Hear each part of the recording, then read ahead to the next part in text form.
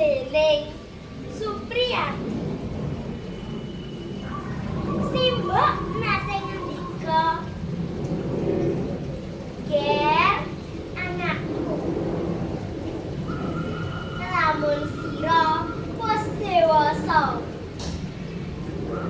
aja lali dadi wong piguna.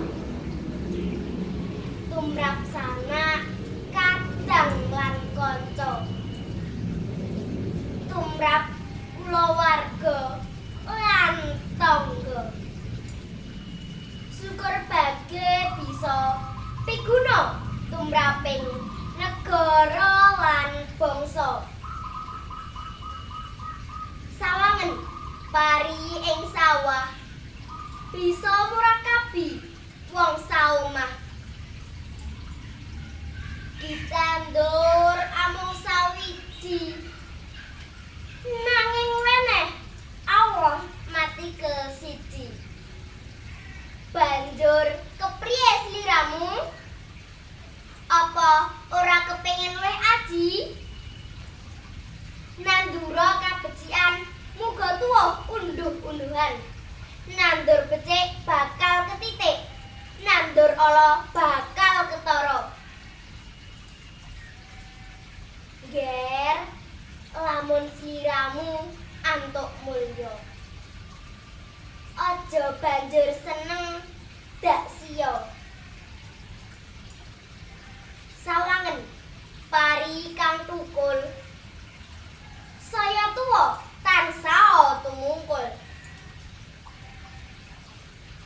Gelemong ngaji supaya diajeni, gelemong mudi ngasih tumeka pati. Muga bisa dadya tuladha tumrap kang ngudi urip sampurna. Jambitan 3 November 2021. Kapetik saking geguritan, lulus seleksi geguritan bocah Kunda Kabudayan DIY 2021.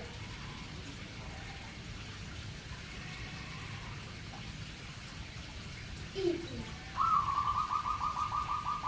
Dening Margaret Widi Pratiwi.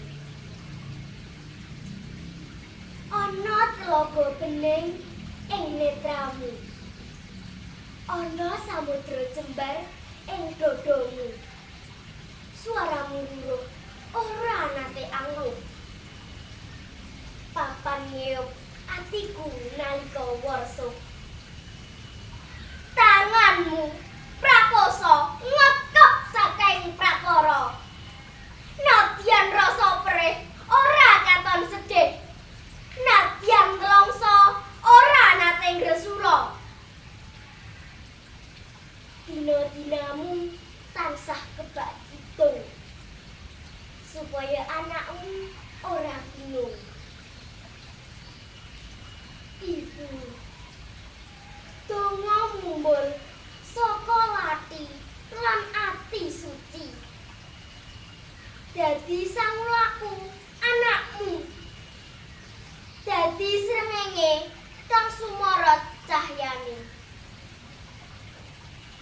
Nasak dalan sapecak ngranggeh kamulyan,